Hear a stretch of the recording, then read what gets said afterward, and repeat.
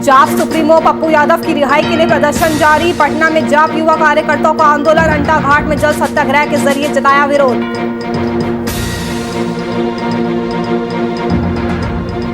मोकाबा में वैक्सीन की दूसरी डोज से लोगों ने बनाई दूरी। तकरीबन 4000 लोगों को ढूंढ रहा है स्वास्थ्य विभाग। प्रखंड स्तरीय टीकाकरण टास्क फोर्स की हुई अहम बैठक।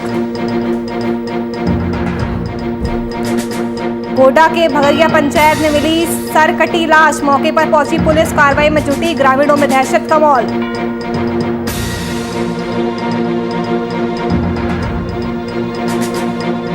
कन्नौज पुलिस को मिली बड़ी सफलता। पति की हत्या करने वाली पत्नी गिरफ्तार। घरेलू झगड़े से परेशान होकर वारदात को दिया था अंजाम। नमस्कार, वीआईपी न्यूज देख रहे हैं आप। मैं आपके साथ नुपुर सक्सेना। बुलेटिन का आगाज करेंगे इस वक्त की बड़ी खबर के साथ। बड़ी खबर आपको बता रही सीधा रांची से है, जहां पर सीएम आवास पर आपदा प्रबंधन की महत्वपूर्ण बैठक।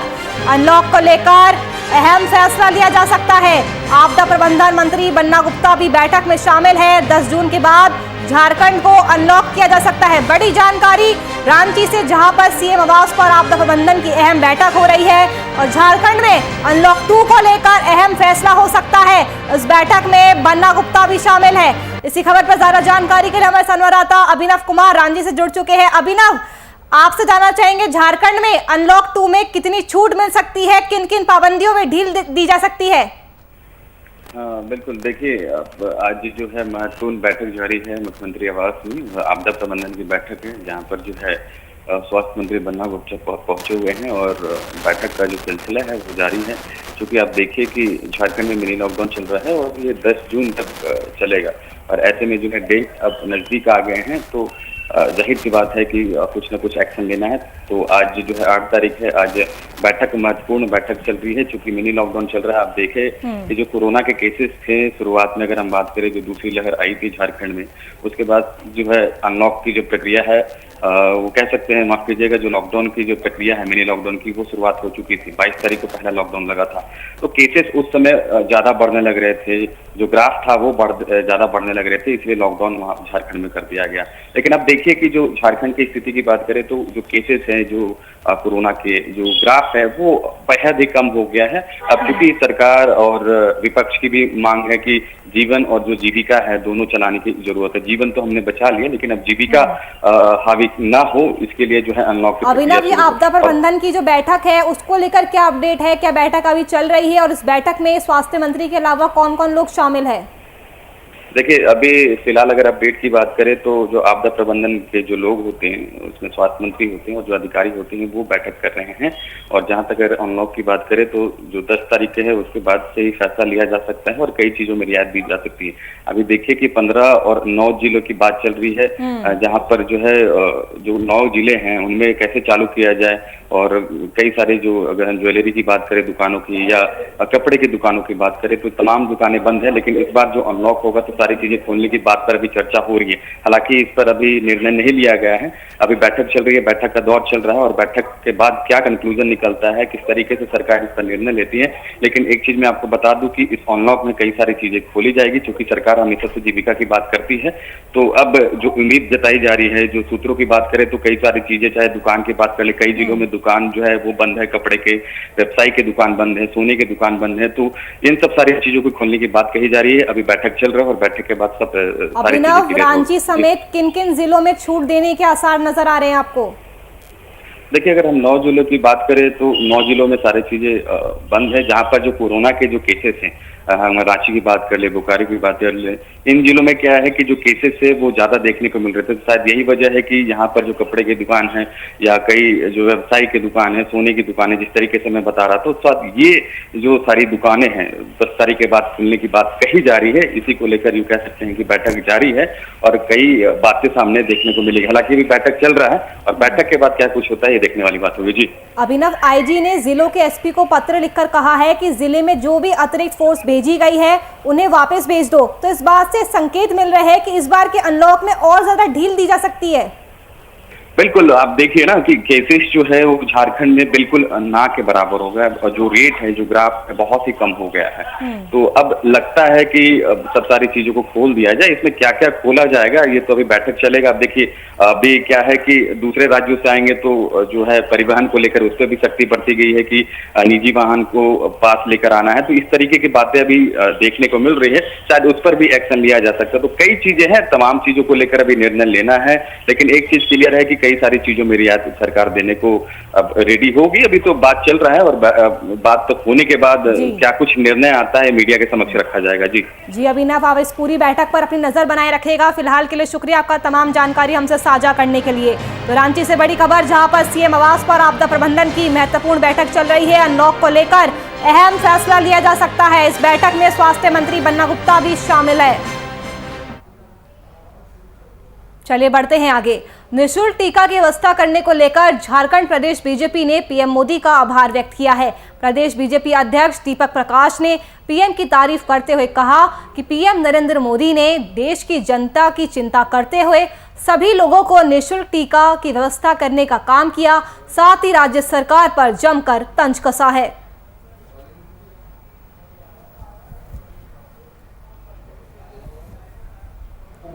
नवंबर तक खाद्यान्न सामग्री देने का काम नरेंद्र मोदी जी को झारखंड की जनता की ओर से अभिनंदन, आभार।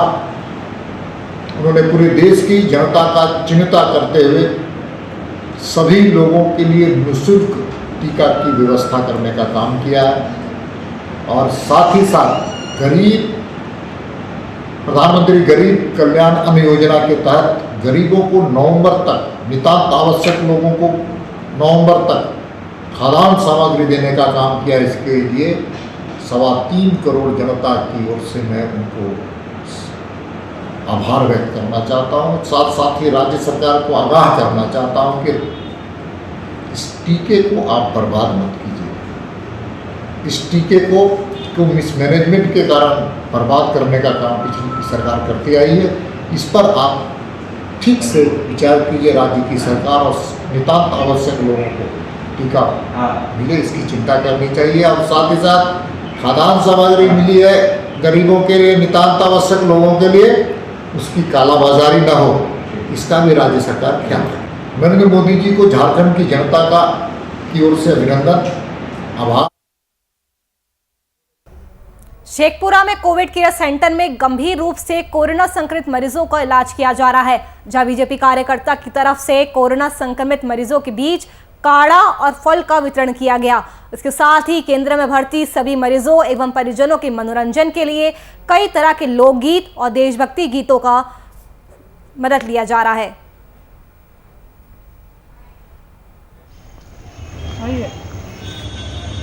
समापन दिवस के उपलक्ष्य पर मैं आदरणीय यशस्वी प्रधानमंत्री नरेंद्र मोदी जी के नेतृत्व काल में और प्रदेश अध्यक्ष डॉक्टर संजय जायसवाल एवं बिहार सरकार मुख्यमंत्री नीतीश कुमार, स्वास्थ्य मंत्री मंगल पांडे जी के मार्गदर्शन में आज पूरा बिहार और पूरे विश्व इस कोविड महामारी में जो सारे कार्यकर्ता से लेकर पदाधिकारी तक लड़ रहे थे और इस कोविड में हम लोग यथासंभव जितने भी पदाधिकारी और कार्यकर्ता जहां तक सेवा भाव की भावना को लेकर चले।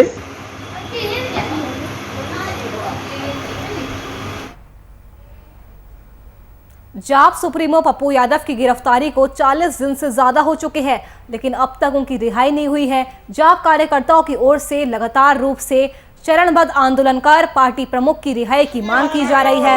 इस मांग को लेकर जारी प्रदर्शन की इसी कड़ी में जाप युवा कार्यकर्ताओं द्वारा पटना के अंट घाट के गंगा नदी में जल सत्याग्रह के जरिए जाप अध्यक्ष पप्पू यादव को जल्द रिहा करने की मांग की गई है।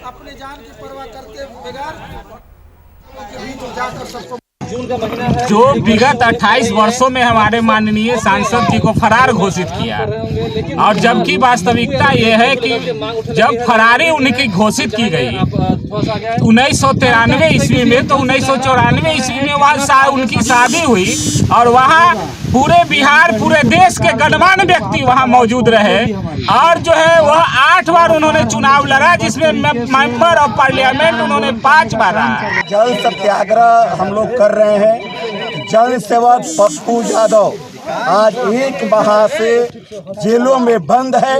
उनका केवल एक ही कारण था, उन्होंने अपने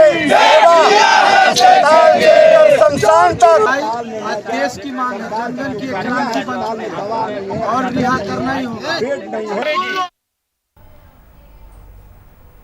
आरजेडी के झारखंड प्रदेश अध्यक्ष अभय कुमार सिंह ने फैसला लिया है कि आरजेडी सुप्रीमो लालू प्रसाद यादव के 74वें जन्मदिन को गरीबों के नाम समर्पित किया जाएगा।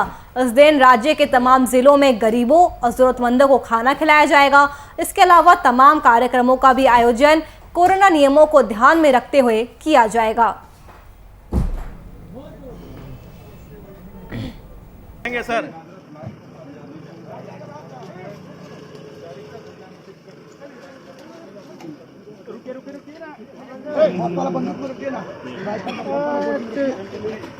यही सब मधुबनी के झंझारपुर एसडीपीओ ने अनुमंडल के सभी थाना अध्यक्षों के साथ बैठक की। बैठक में अनुमंडल में अपराध की मौजूदा स्थिति पर चर्चा की गई। उस दौरान मुख्य रूप से लंबित कार्यों के त्वरित निष्पादन के साथ दैनिक वारंटियों को गिरफ्तार करने पर चर्चा हुई, जहां एसडीपीओ के थाना प्रभारियों को महत्वपूर्ण दिशा निर्देश दिया।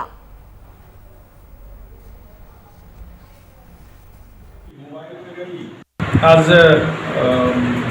2-3 महीने के बाद हम लोग ने अपराध गोष्ठी का आयोजन किया है, जिसमें कोविड-19 के गाइडलाइंस का हम लोग पालन करते हुए इस बैठक को बुलाई गई। क्योंकि बहुत जल्दी अनलॉक की प्रक्रिया शुरू हो चुकी है, इस क्रम में यह मीटिंग इम्पॉर्टेंट थी कि आने वाले में हम लोग की क्या स्ट्रेटेजी है। वरीय पदाधिकारी द्वारा लगातार इस संदर्भ में दिशा निर्देश दिए जा रहे हैं, क्योंकि बहुत सारा शॉप एकाएक खुलेगा, बहुत सारे वित्तीय संस्थान खुलेंगे।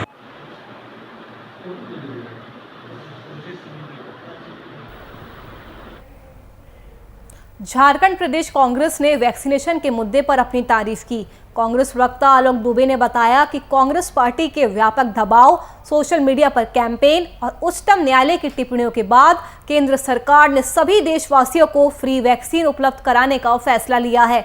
इसके साथ ही उन्होंने क्या कुछ कहा, आप भी सुनिए। फ्री वैक्सीनेशन का आज के प्रधानमंत्री जी का निर्णय कहीं न कहीं केंद्र सरकार का व्यापक दबाव था।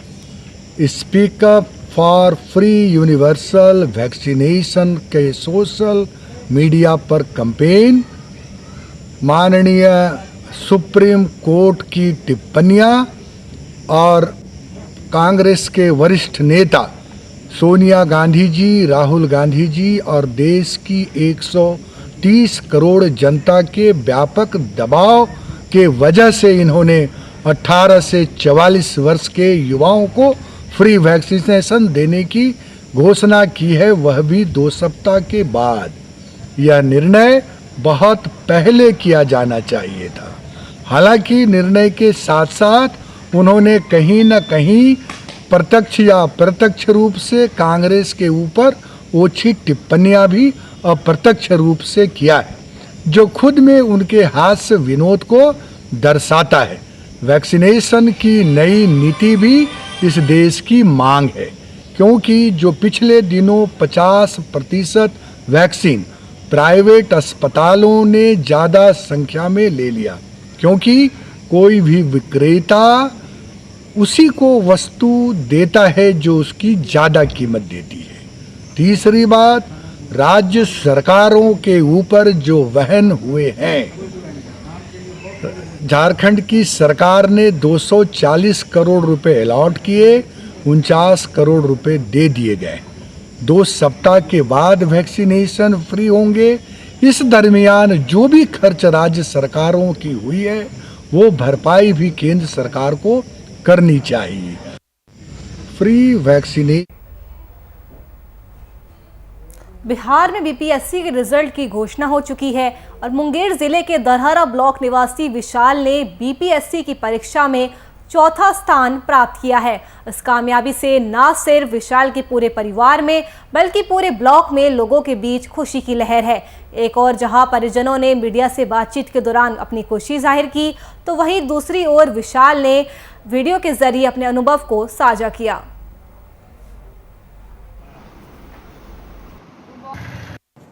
64वीं बीपीएससी की परीक्षा में मैंने चौथा स्थान प्राप्त किया है। मेरा मूल निवास धरारा ग्राम मुंगेर है और मैंने अपना 10th समस्तीपुर से किया है। 12th की परीक्षा मैंने 2006 में कोटा से की थी और मेरा जो इंजीनियरिंग है वो मैंने कलकत्ता के MERI मरीन इंजीनियरिंग से किया था। ये सफ़र मेरा काफ़ी लंबा था और काफ़ी कठिन था। इस सफ़र में माता पिता का तो योगदान रहा ही, उसके अलावा मेरे भाई और मेरी बीवी का विशेष योगदान रहा है। हम चाहते हैं विशाल की तरह ही और लोग तरक्की करें, तैयारी करें बढ़िया से। सफलता एक न एक दिन मिलेगी ही, निराश नहीं होना चाहिए। जरूरी नहीं कि एक ही बार में कंप्लीट हो जाता है। मेहनत उतना ही लगातार करते रहना चाहिए जब तक सफलता नहीं मिल जाती है।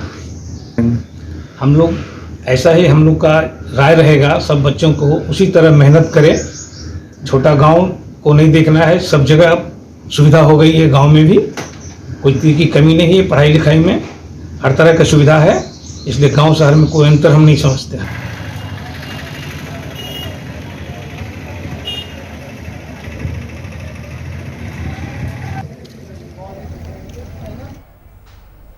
चौसठवीं बीपीएससी की परीक्षा के परिणाम जारी कर दिए गए हैं।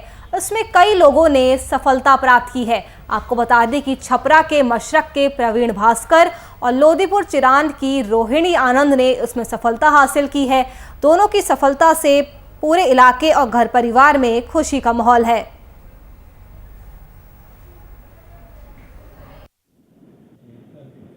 हाई स्कूल मशरक से हुई है और उसके पश्चात उच्च शिक्षा के लिए पटना चला गया। फिर उसके बाद हम इंजीनियरिंग करने के लिए कलकत्ता चले गए। कलकत्ता में Techno India college of technology नामक कॉलेज से हम इंजीनियरिंग करने के बाद में तैयारी के लिए फिर हम आए। तैयारी करने में अलग अलग पड़ाव आए, अलग अलग नौकरी, अलग अलग फॉर्म के लिए चक्कर लगाने पड़े। इसी बीच में हम रेलवे का फॉर्म भरे। रेलवे से हम सहायक लोको पायलट बने। अभी हम सहायक लोको पायलट के रूप में कोडरमा में अभी हम कार्यरत हैं और अभी 64वीं बीपीएससी में मेरा रैंक आया 1403 और मैं ब्लॉक पंचायती राज अधिकारी पदाधिकारी के रूप में अभी मैं चयनित हुआ हूँ। खुशी मिली है हमको तो बहुत गर्व महसूस हो रहा है, खुशी मिल रही है। हमारी बेटी बीपीएससी निकाल करके अपने परिवार का, अपने गांव का नाम रोशन की है। हम अपने 5 बच्चों में सबको समान दृष्टि से देखते हैं। इसमें हमारी ये बच्ची पढ़ने में शुरू से ही बहुत तेज़ थी, मेहनत करती थी। इसे तो कभी कभी रोकना पड़ता था, रात में पढ़ाई बंद करो, सुबह पढ़ना, लेकिन ये बहुत मेहनत करती थी। उसका परिणाम मिला जो बहुत खुशी दे रहा है। जमशेदपुर के सुनारी स्थित RMS स्कूल की ओर से कोरोना काल में बेतहाशा फीस में बढ़ोतरी की गई है, इसके खिलाफ अभिभावक गोलबंद होने लगे हैं। सरकार द्वारा ये निर्देश दिया गया है कि कोरोना काल में स्कूल प्रबंधन फीस में बढ़ोतरी नहीं कर सकते। यहाँ पहुंचे अभिभावकों का कहना था कि स्कूल प्रबंधन के द्वारा फीस में 40% की बढ़ोतरी कर दी गई है, जो बहुत ही ज़्यादा है। वैसे स्कूल में अधिकतर मध्यम वर्ग के छात्र पढ़ते हैं और इनके अभिभावक इतने सक्षम नहीं हैं कि इस कोरोना काल में इतनी ज़्यादा फीस दे सके।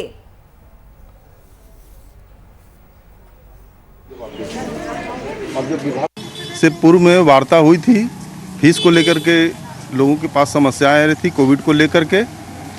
उसके बाद विद्यालय ने कहा कि जो है इंस्टॉलमेंट में करके आप जमा कर दीजिएगा।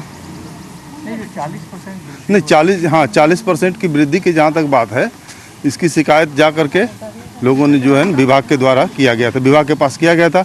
विभाग ने अपना एक पत्र सर्कुलर जारी कर विद्यालय को निर्देश दिया कि आप जो है नियम पूर्वक काम कीजिए और किसी प्रकार की फीस की वृद्धि नहीं होनी चाहिए। हमारे हस्बैंड ठेकेदारी के अंदर काम करते हैं, हम कुकिंग का काम करते हैं। लॉकडाउन के कारण क्या हुआ कि हमारे कुकिंग का काम भी छूट गई और हमारे हस्बैंड भी बैठ गए। हम इसके कारण हम फीस नहीं दे पाए। फिर क्या हुआ कि हमारे बच्चे को ऑनलाइन पढ़ाई नहीं किया गया। हमारे पास मोबाइल नहीं है, बड़े मोबाइल के हमारे बच्चे ऑनलाइन पढ़ेंगे, अभी भी नहीं है। फिर भी हम बोले कि नहीं हम फीस देंगे, लेकिन रह गया बात कि देखिए जब 930 रुपया हम फीस नहीं देने सक रहे हैं तो आज हम 1260 रुपया कहाँ से दे पाएंगे। हमारे 3 बच्चे हैं। सर अभी तो सबके यहाँ, चाहे वो बड़ा हो चाहे छोटा हो, सबका परेशानी है, सबका स्थिति खराब है। कुछ पेरेंट्स ऐसे हैं कि जो सब्जी दुकान में काम कर रहे हैं, उसके अलावा कोई कपड़ा दुकान में काम कर रहे हैं, उन लोग तो पूरा तरह बैठ गए हैं। अगर उन लोग को पेमेंट भी किया जाता है तो 30% 40% दिया जाता है, तो उसमें वो लोग घर चलाएंगे कि हम लोग स्कूल का फीस देंगे। वो भी उतना फीस तो देने के लिए तैयार है। हम लोग भी जानते हैं कि टीचर लोगों का भी प्रॉब्लम है, स्कूल का भी प्रॉब्लम है, लेकिन हम लोग को ये था कि हम लोग 930 दे सकते थे, स्टैंडर्ड 1 से लेकर जो तक था। तो हम पेरेंट्स को लगा है कि ट्यूशन फीस जो है उसमें 40% की बढ़ोतरी की गई हुई है। तो उसके बारे में हम लोग प्रिंसिपल से बात करने भी आए थे और उन्होंने हमारी कोई बात नहीं सुनी। उन्होंने अपना गाइडलाइन हमें दिया है कि आप लोग का जो फीस हम लोगों ने जो जारी किया वो आपको देना है। तो इससे हम लोग सहमत नहीं थे और सहमत नहीं होने के बाद हम लोगों ने बन्ना गुप्ता से मदद मांगने के लिए गए। बन्ना गुप्ता जी से मदद मांगने गए तो उन्होंने शिक्षा अधिकारी अर्जुन सर जी को हमारे साथ भेजे थे स्कूल के प्रिंसिपल से बात करने के लिए। और अर्जुन सर जी दो बार हमारे साथ पेरेंट्स के साथ आके बात करने की कोशिश की है, लेकिन उनका निर्णय सिर्फ एक ही रहा है, जो गाइडलाइन हम लोगों ने दिया है फेसबुक में वो आपको मानना पड़ेगा। जमुई शहर के कई चौक चौराहों पर बैनर और पोस्टर के जरिए जमुई के एलजेपी सांसद चिराग पासवान को क्षेत्र से लापता बताया जा रहा है।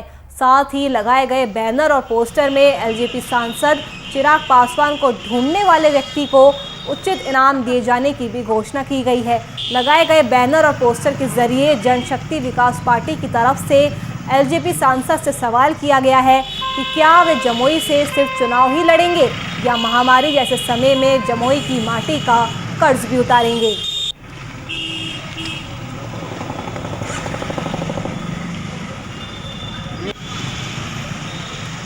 जिम्मेदारी चिराग पासवान पर है और ये मत देके लोगों ने जिम्मेदारी दी है चिराग पासवान, लेकिन आज जिम्मेदारी से चिराग पासवान भाग रहे हैं। पिछले लगभग 6 महीने से इस संसदीय क्षेत्र से कि जनता को दर्शन तक नहीं दिए हैं। खास करके इस कोरोना काल में वो गायब हैं, लापता हैं, और इसी कहाँ लापता हैं इसको खोजने के लिए हम लोगों ने पोस्टरबाजी किया है ताकि वो उनको पता चल सके कि जमुई में इस तरह के मुद्दे हैं और वो जमुई की जनता को दर्शन दें।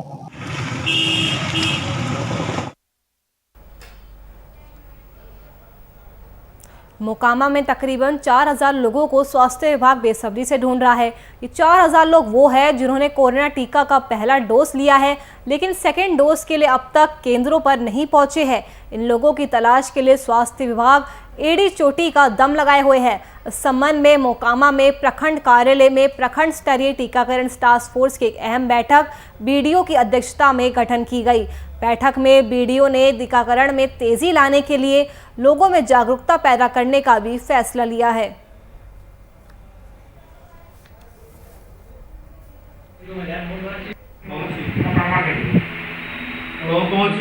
आज प्रखंड स्तरीय टीकाकरण टास्क फोर्स का बैठक प्रखंड कार्यालय में किया गया, जिसमें प्रखंड स्तरीय पदाधिकारी प्लस MOIC, जीविका के BPM, CDPO इत्यादि इसमें शामिल हुए।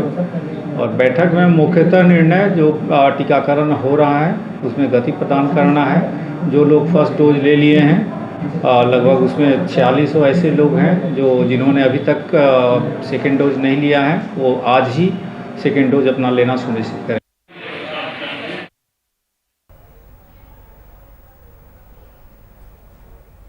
खाकी की आड़ में बालू से लदे ट्रकों से अवैध वसूली करने वाले गिरोह का खुलासा हुआ है।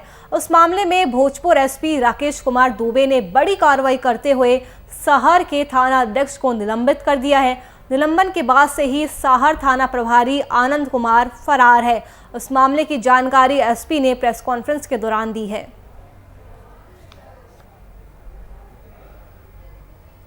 तो SP ने बड़ी कार्रवाई की है, अवैध वसूली करने वाले गिरोह का खुलासा किया है और इतना ही नहीं, साहर के थाना अध्यक्ष को निलंबित कर दिया गया है। वही आपको बता दें कि सस्पेंड होने के बाद से ही थाना प्रभारी आनंद कुमार फरार है और इस मामले की जानकारी खुद SP ने प्रेस कॉन्फ्रेंस के जरिए दी है। तो खाकी की आड़ में बालू से लदे ट्रकों की अवैध वसूली हो रही थी। उस गिरोह का पुलिस ने खुलासा कर दिया है, तो पुलिस को बड़ी सफलता हाथ लगी है। वहीं इसके अलावा भोजपुर एसपी राकेश कुमार दुबे ने बड़ी कार्रवाई करते हुए साहर के थाना अध्यक्ष को निलंबित कर दिया है और निलंबन के बाद से ही साहर थाना प्रभारी आनंद कुमार फरार चल रहा है। एक संजय यादव जो कि ट्रक ड्राइवर और ओनर दोनों हैं, वो कंप्लेन किए थे कि जब वो उनकी गाड़ी ट्रक अरवल होते हुए सहार होते हुए आ रही थी तो उसी दौरान सहार में कुछ प्राइवेट व्यक्ति और कुछ पुलिसकर्मी भी उनको पकड़ के पैसा लिए और कुछ पैसा जो बकाया था उसकी डिमांड हमें करते आ रहे थे। उस पर हम लोग ने जो व्यक्ति फ़ोन कर रहा था उसके यहाँ रेड कराया गया। जो रेड में उसके यहाँ से करीब 7.5 लाख रुपये बरामद हुए।